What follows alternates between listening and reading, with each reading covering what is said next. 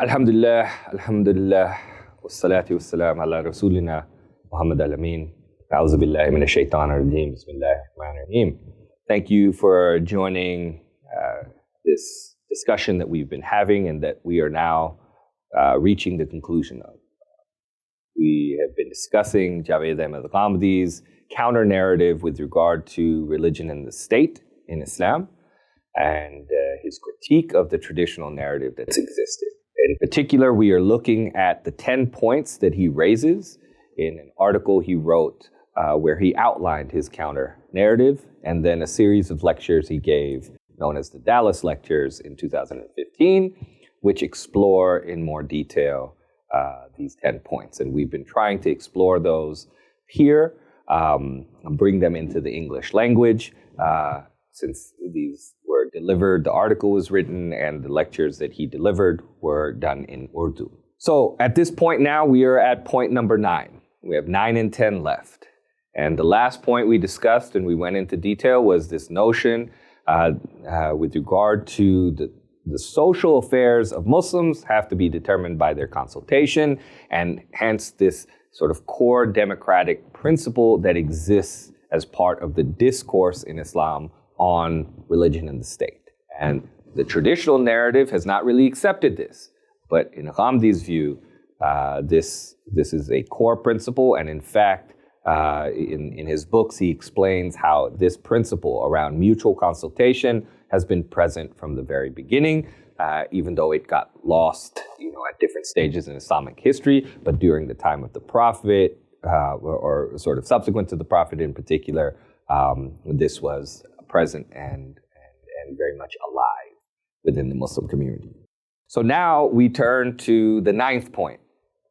And here, what we're going to do is really, because the 9th point, Ghamidi Sahib spends quite a lot of time elaborating on and giving sort of an initial background to. We're going to try to go through that, and then we'll get into the point itself and the 10th point, probably in the next 2 videos. So, a few facts that Ghamidi Sahib begins to bring out, or say that he wants to bring attention to before he delves into the 9th point.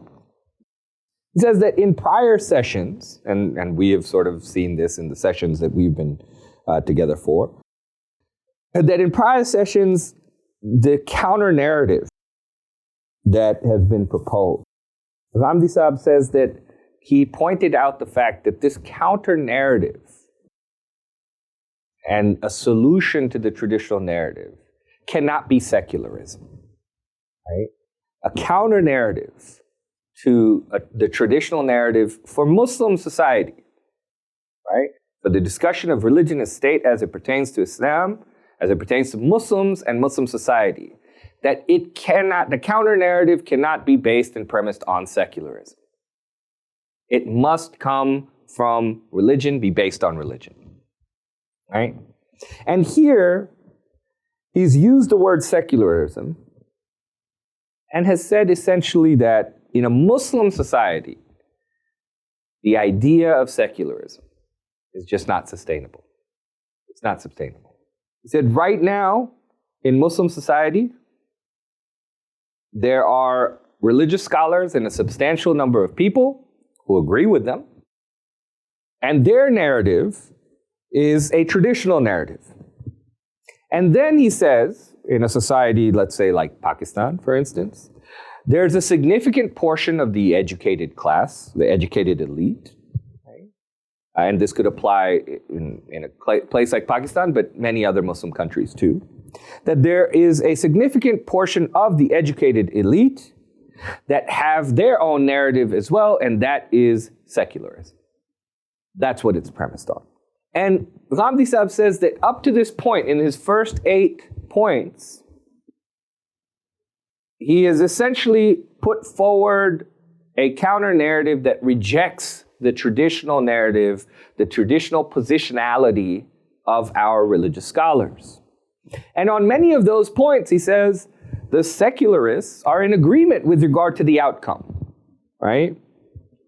When Ghamidi says that Islam's directives are to the individual, or individuals who are in charge of the Muslim collective, etc., that the state is not an addressee of Islam, as is, would be commonly understood sort of in political science terms, etc., that in terms of the implications of some of the points that he has raised, that Ghamidi raised earlier, in terms of the implications, the proponents of secularism, he says, will sort of say, yeah, they'll be in agreement.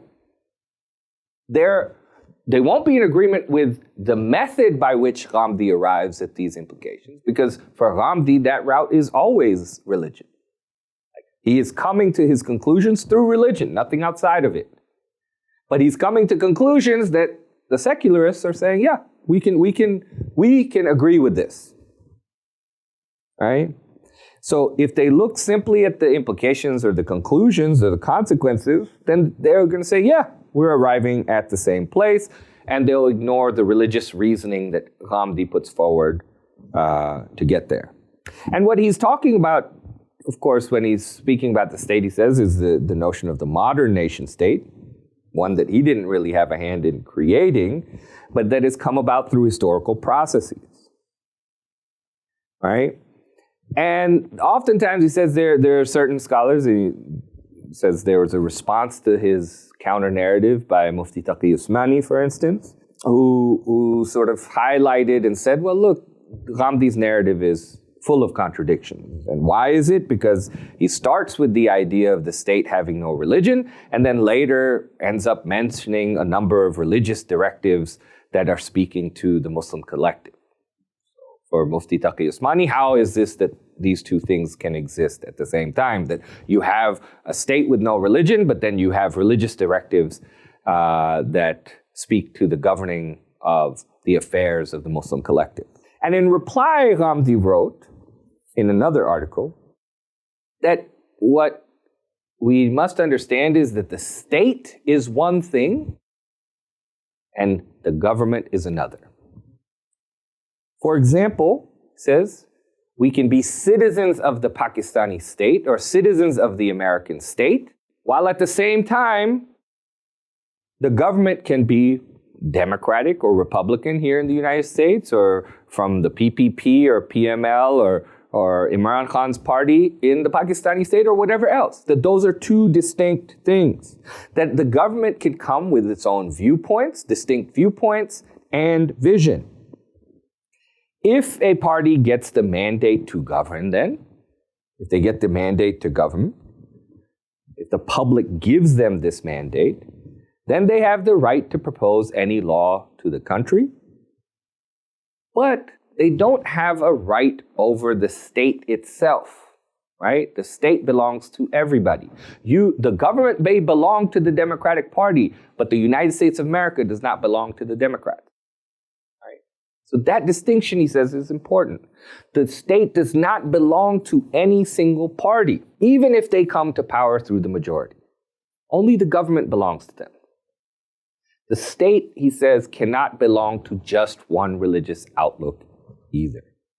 As a result, he says, look, I've gone into detail explaining the different types of states that have existed, the one in the Arabian Peninsula, and its nature was determined by God. Another type of state that came about through conquest, where there's ruler-rule dynamics.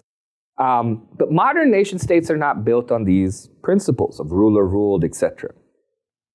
In these states, the debate will be around governance, and Islam has provided certain directives about governance.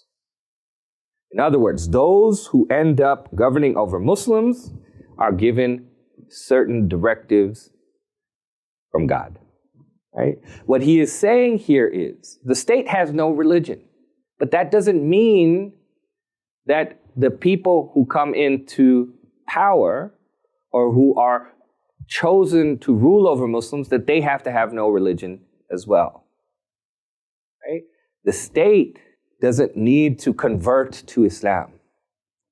But if a Muslim happens to decide to run for election, be elected, that is perfectly legitimate. that the government can have individuals who are devoted to a particular faith. That doesn't necessarily mean that that changes the tenor of the state to reflect that one particular religion. So what he says here is, as he's noted before as well, Muslim majority countries, for instance, can create a united Muslim nation of some kind if they want, as a political matter, but not as a religious directive. You can desire this, but you're not religiously obligated to establish, for instance, a caliphate, right? In all of these matters that he's explained, the secularists are happy. They're happy with the outcomes that he's coming to, right? But what they don't understand is that Ghamidi Sahib does not look at religion through the lens of liberalism or secularism. Ghamidi Sahib looks at the world through the lens of religion. Right? That his approach and where he's coming to arrive at these conclusions that proponents of secularism might be in agreement with is from a completely different direction. Right? So when he discusses the first 8 points out of the 10 as part of the counter-narrative, you can get the distinct sense that many of those outcomes suit secularism. And I'm not going to go through all of those because we've done them in these past lectures. That all those consequences, outcomes are secular. But the reasoning remains religious. And so when we get to this 9th point, Ghamidi Sahib says, now is when he gets into conflict with the secularists. So he rejects the traditional narrative point by point through the first 8 points. Right? And the traditionalists, the religious sort of individuals, those folks who are wedded to the traditional narrative are diametrically opposed to Ghamidi's views on the first 8. Right? But here, when we get to the 9th point, Ghamidi differs with the secularists by saying a Muslim society can never be secular. A Muslim society can never be secular. A question, he says, might come to mind here, or come to the forefront, that if Islam has not given any directives concerning Muslim collective life, then does it mean that Islam is just personal, like Christianity? If there was no directives pertaining to Muslim collective life, or to the rulers who govern over collective life, then Ghamidi said he would have brought this forth. And then you could totally say that there is no difference between Ghamidi's position and secular liberalism. Because the secularists, the liberals, believe that there should be no religious directives governing collective life.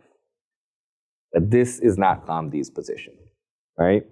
This is not Ghamidi's position. He does not use secularism or liberalism as part of his justification. The only time he raises those terms is really to reject them. Right? And it sometimes is difficult for folks because they want to put Ghamidi in one box or the other. They either want him to be an Islamist who is devoted to the traditional narrative that's after the caliphate, or they want him to be a secularist who doesn't believe that religion has any role in the state. And he's neither of those. He's neither of those. The question that comes up, does Islam give any directives related to Muslim collective life? And if it does, what are these directives? And how do they relate to the state? How do they relate to government? If a Muslim government, he says, was to establish itself at some point, can it be completely divorced from religion? Can it be completely divorced from religion? And if it can be, then that is essentially what proponents of secularism are suggesting. But Ghamidi does not accept this at all. Right? For Ghamidi, Islam does give directives pertaining to Muslim collective life. And in addition to that, if a Muslim government is established, at some point, it cannot be completely divorced from religion because the individuals who will be sort of the representatives of the people there who will be ruling over them or in power over them, that they will have certain religious directives with regard to Muslim collective life that they'll be responsible for. People must decide. He goes back to this point. He says people must decide what type of government they wish to establish. You cannot impose a view on people from beforehand, right? And human beings evolve in their views, etc. And this is why there's no one type of state that can be imposed on people for perpetuity, right? Forever. It's a nation state right now, or type of republic, right? It could be something different in the future if people so choose.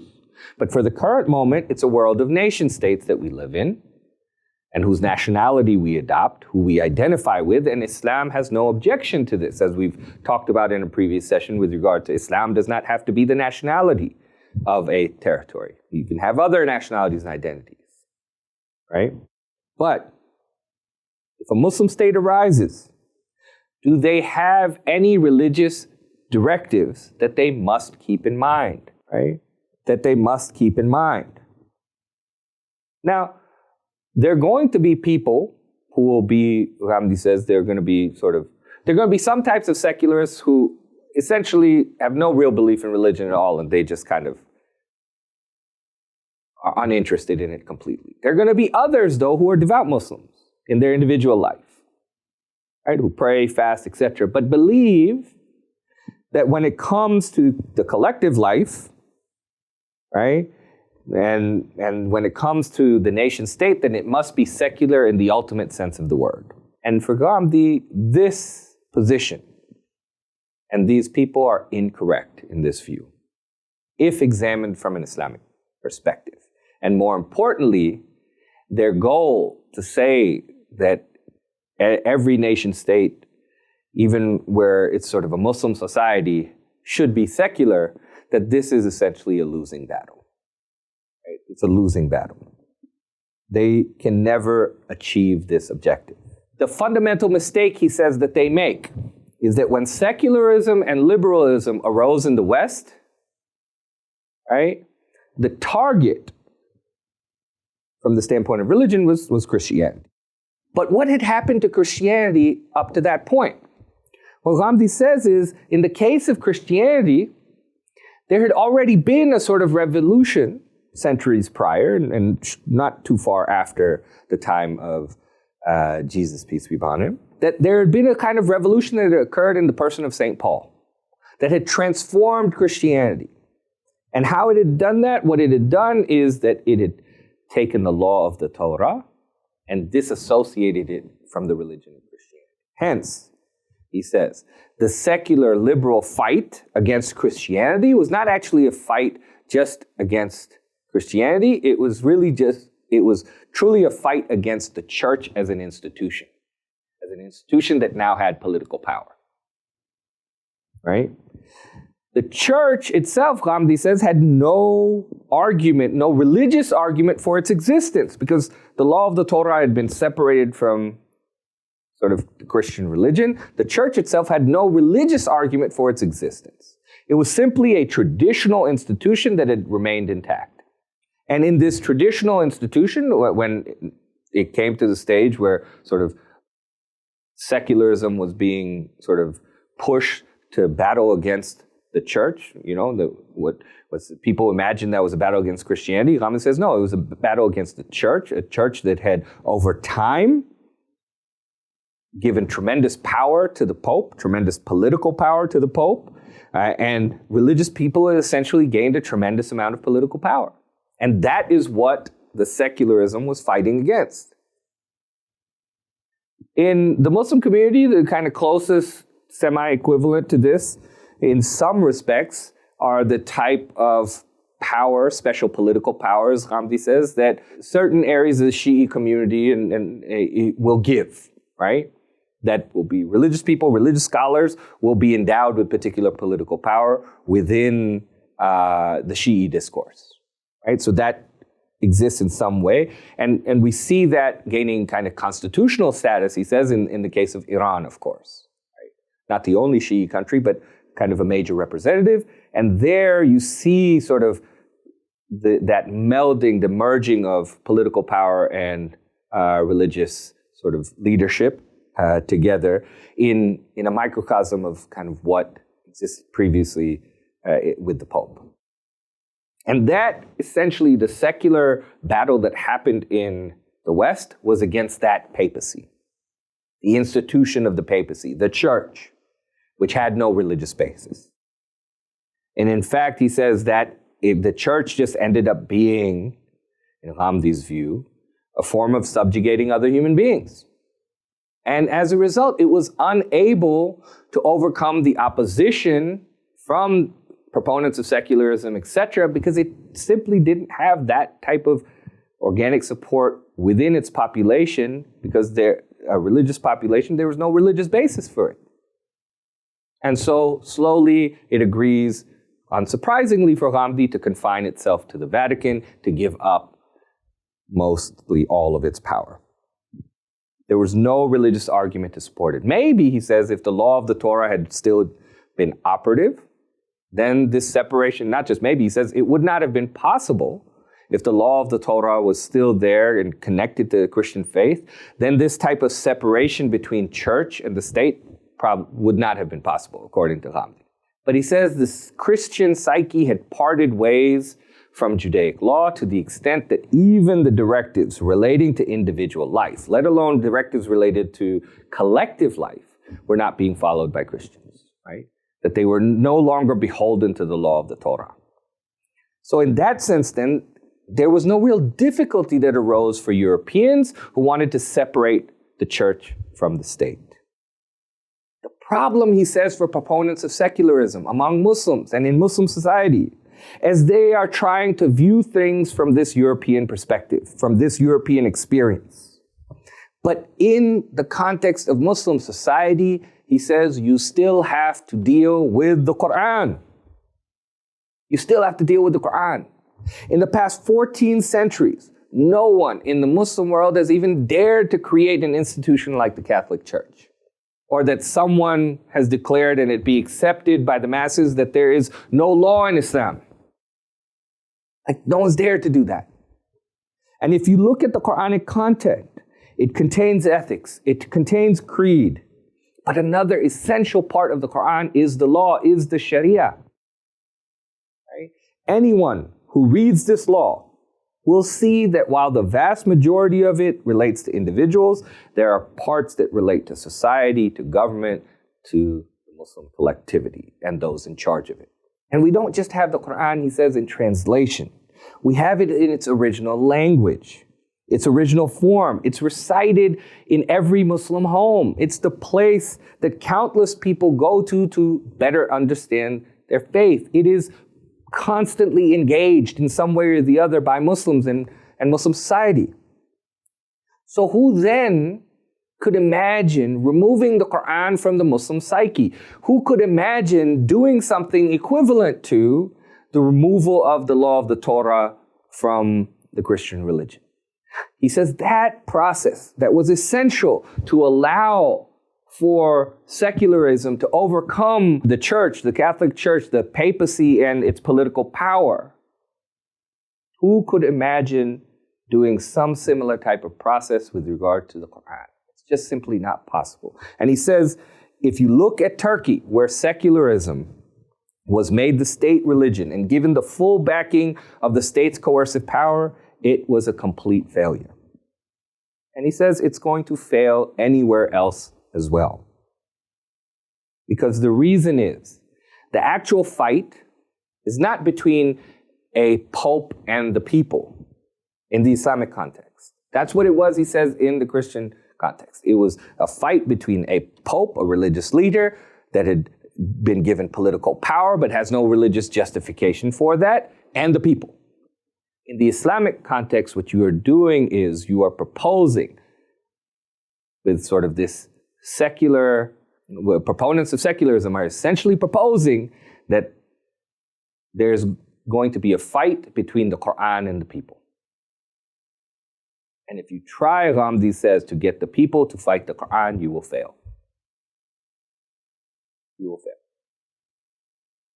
And he says he's tried to explain this to secularists, that while he is standing in a position of belief, when he rejects the secular Muslim state, even from a political perspective. So Ghamdi's rejection of the secular state, he says, is coming from religion itself. He says it's just not possible. But he says, even from a political perspective, even from a strategic perspective, it's a losing proposition.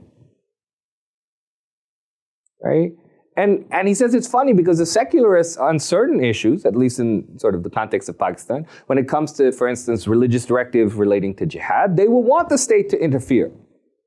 They'll want the state to be involved there, to curtail jihad, to take ownership over the religious directive with regard to jihad. But if you are saying that the state is not going to interfere in the collective life of Muslims in any religious way, if it's not going to sort of act on any of the religious directives to collective life that exists within Islam, Ghamidi Sahib is asking, well, how are you expecting it to do so in the context of jihad?